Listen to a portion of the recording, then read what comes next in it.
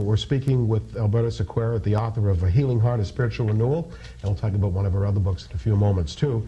But this is truly a spiritual awakening for you. Yes, it was. It brought me back to the church. And you poured your heart and soul into this. Yes, but I want readers to realize that even though I'm Catholic, the book isn't written just for anyone special with religion. It's not a religious book. No, it isn't. It hopefully will bring the person back to their own faith. Mm-hmm. And there's a lot of lessons in there that my father tried to teach me, and I had to lose him to start finding what they were. Mm-hmm. And I've been very lucky. I've had great reviews, and the people that have read it have told me their life has changed, so that was a gift to them. Yeah. You're doing more than just being an author. Yes, I am. You are. More than an author. It sounds wonderful. I have to apologize. I have not read the book, but I'm looking forward to reading it once I get a hold of a copy. And I know I just rearrange this fairly quickly, so forgive me for that. Normally I do read the book. The description of the book is interesting. It says, the author opens her heart to the world in A Healing Heart. It's a very powerful and emotional memoir about their family life, good times, hard times, happy and sad times. And the death of a loved one will either pull a family apart or bring them closer. Did this bring your family closer together? Yes, it did, because every one of us took time out of work and we went to my parents' home in South Dennis, and there's 5 of us. And we stayed at the house. We never left for 2 weeks until my father passed away to give my mother support. Mm-hmm. And it did bring us close together. We were close anyway, but there's a specialness. Did your dad get to read the book? Was it finished before he passed? No, he didn't. And my mother, she was in a nursing home at 92. She couldn't wait for the book to come out. Well, by then she couldn't see well, but she was delighted. We got a picture of her holding the book in her hand. And I opened it up to show her some pictures, and I came to a picture of my brother Walter that died at 7, and it did tear her up seeing that. What would your dad say about your book? Well, I think he'd be proud and shocked that his daughter became an author. He'd be happy too. I really think he would be. I went to lunch with my uncle, who was 92 yesterday, and he said the same thing. He says, your father would be very proud. And he was like this with my father, so that was a compliment.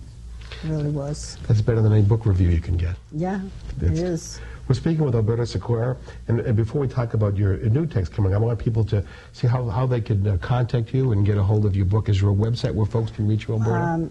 I have 2. One of them is with the name of the book, www.ahealingheart.net. .net, okay. And another one is www.albertasequeira.com. Okay, and we'll have the spelling up there too, folks.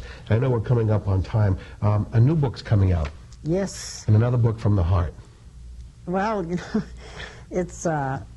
it's long to describe it, but what happened is when I was writing The Healing Heart, for someone who didn't want to write, I guess only an author would understand, all of a sudden your mind is going to write another book. And I thought I would open my world up behind closed doors to the world and talk about my young marriage to an alcoholic. And I was kind of leery of writing it. I needed his side of the family to okay me using their names and talk about the story. You don't think of that with memoirs, but you really need their permission.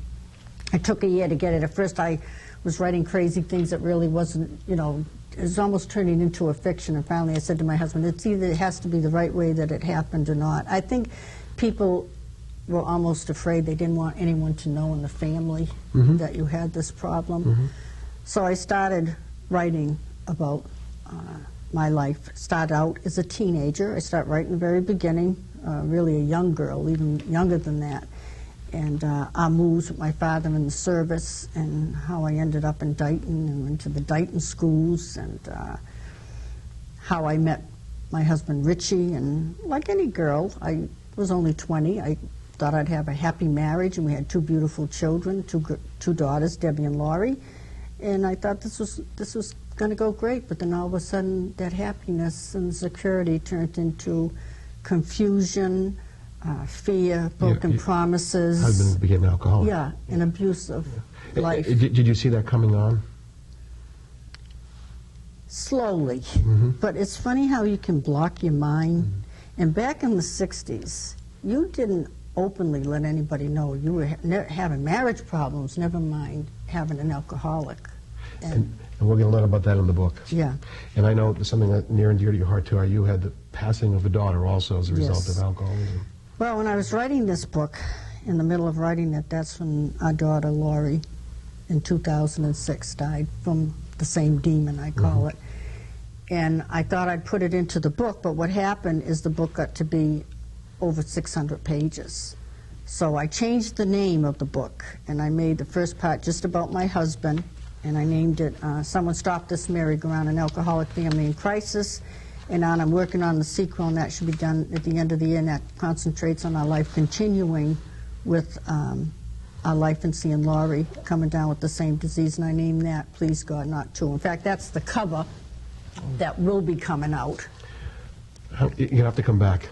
We're coming up on time. Yeah, that's all right. I truly appreciate you being here and opening up your heart with us, and I wish you all the best with your books. Well, I'd love to come back when the book's out and talk deeper about it. It's a promise I will, and I look forward to reading the book, too. Folks, we're speaking with Alberta Sequeira, and again, folks, how can we get a hold of Alberta? Because people are going to want to get this book. This book that's coming out in June is from Infinity Publishing, and that's easy, same thing, www.infinitypublishing.com, and they can hit the title, Someone Stop This Merry-Go-Round, or my name, Alberta Sequeira, and by then I'll have it on my website. A lot of times I offer it at a discount, and I autograph it for them. And it's a great website, too, folks. Thanks so much for being on the program. Thank you for having me. This concludes this issue of Cranberry Country Journal. Thank you so much to Alberta Sequeira, and also our very, very first guest. We spoke with Tracy Miller of Gazelle Feng Shui. I'm Paul Lazarovich, and thanks for joining us. You've been watching Cranberry Country Journal. If you'd like to contact me, you can reach us at my website at www.cranberrycountry.com. Drop us an email at cranberrycountry@hotmail.com, or snail mail, Cranberry Country, Post Office Box 1235, Middleborough, Mass. 02346. In the meantime, keep that Cranberry Country spirit in your heart. I'll see you in a couple of weeks. Bye-bye.